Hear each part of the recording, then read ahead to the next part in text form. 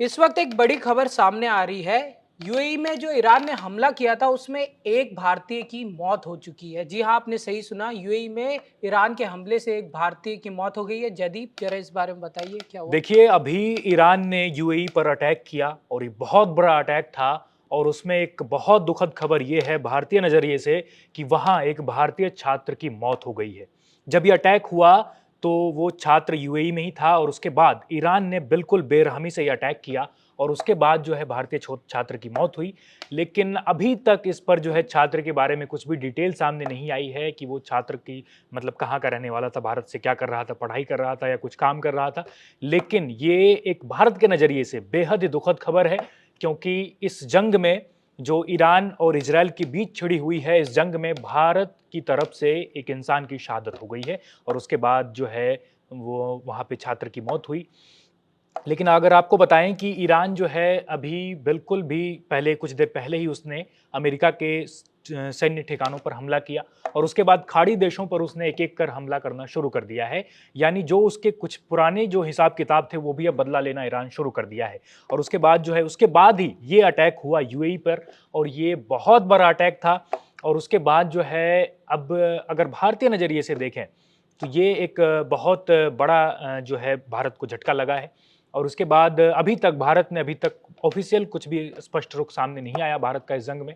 लेकिन अब शायद ये उम्मीद की जा सकती है कि भारत जल्द से जल्द इसमें हस्तक्षेप करे अपना और उसके बाद कुछ न कुछ हो सकता है संभव ऐसा कि विदेश मंत्रालय की तरफ से कोई बयान आए या जो संबंधित जो भी मंत्रालय है उसके तरफ से कुछ बयान जारी किया जाए।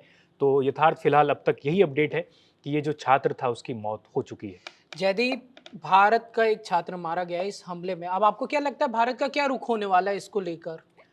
देखिए, भारत बिल्कुल इसे बर्दाश्त नहीं करेगा, क्योंकि ईरान के साथ भले ही हमारे टर्म्स अच्छे हैं, इजराइल के साथ भी अच्छे हैं। कुछ दिनों पहले ही प्रधानमंत्री मोदी इजराइल की यात्रा पर गए थे और उसके बाद लौटने के बाद ही ये इजराइल ने आज अटैक कर दिया ईरान पर। लेकिन सब कुछ अपनी जगह है, लेकिन अगर भारतीय छात्र की मौत होती है तो भारत इसे बिल्कुल भी बर्दाश्त नहीं करने वाला है। और खास करके जो हमारी विदेश नीति भी है, जो आज कहती है कि अगर हमें आग दिखाओगे तो हम भी आग दिखाएंगे और अगर ज़रूरत पड़ी तो हम और भी बहुत कुछ कर सकते हैं, और ये भारत का साफ मैसेज है। तो ऐसे में जो इस वक्त एक स्थिति स्पष्ट हो रही है कि इस घटना के बाद जो भारतीय छात्र की मौत हुई है, इसके बाद भारत बिल्कुल भी चुप नहीं बैठने वाला है। संभव है कि बहुत जल्द ही भारत की तरफ से एक बयान भी जारी हो सकता है, विदेश मंत्रालय कुछ कहे इस पे। और उसके बाद जो है जो छात्र जिसकी मौत हुई है उसके बारे में पूरी डिटेल आएगी अभी कुछ देर में। वो भी डिटेल हम आपको बताएंगे कि कौन था, कहाँ क्या कर रहा था। लेकिन अगर भारत की तरफ से ऑफिशियल कुछ भी बयान आता है वो भी हम आपको बताएंगे। लेकिन फिलहाल साफ है कि भारत इसको बिल्कुल भी बर्दाश्त नहीं करेगा।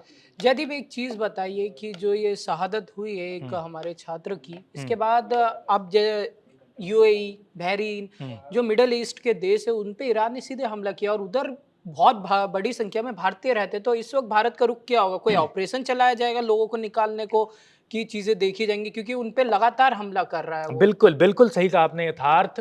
क्योंकि जो ये खाड़ी देश हैं, वहाँ कई लोग, भारतीय लोग काम के सिलसिले से, पढ़ाई के सिलसिले से, ज़्यादातर काम के सिलसिले में वो जाते हैं, अरब देशों की यात्रा पे या वहाँ काम करने जाते हैं।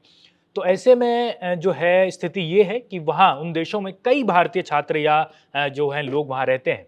तो अगर इस तरह का अटैक जब अभी आपको बता दें कि जो इराक के इरबिल एयरपोर्ट पर भी ईरान ने अटैक कर दिया है। तो देखिए, ये सिर्फ एक दो मिसाइलों की बात नहीं है। अब ये जंग बहुत बड़ा रूप भी ले सकती है। एक तरफ अमेरिका, इजराइल, ईरान, दूसरी तरफ ईरान और चारों तरफ से फिर अटैक, और ईरान ने यूएई पर अटैक के बाद इराक पर भी अटैक किया। तो ये एक जो है यहाँ से अगर देखें तो एक तस्वीर जो दिख रही है कि ये आने वाले समय में बहुत बड़ा भी ये जंग बन सकती है। तो ऐसे में जो है भारत सरकार बिल्कुल, ये आपने सही अंदाजा लगाया यथार्थ, कि भारत सरकार बिल्कुल अपने लोगों की जान बचाने के लिए, अपने लोगों की हिफाजत के लिए ज़रूर सख्त कदम उठाएगी और ज़रूर हो सकता है कि हमें बहुत जल्द कोई ऑपरेशन भारत की तरफ से हम देख सकते हैं, उम्मीद कर सकते हैं।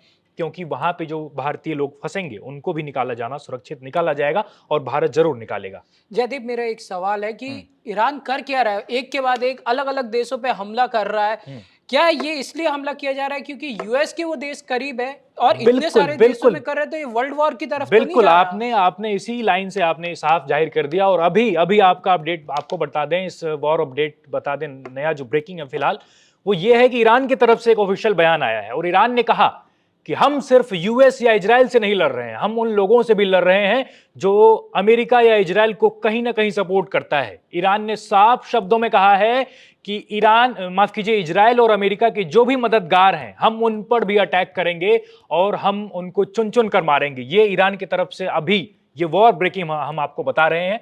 ईरान ने बयान जारी किया और कहा कि जो अगर कोई भी देश, चाहे वो खाड़ी देश हो चाहे कोई भी देश हो, अगर वो अमेरिका या इजराइल का मददगार है तो वो हमारा दुश्मन है और हम उन पर अटैक करेंगे।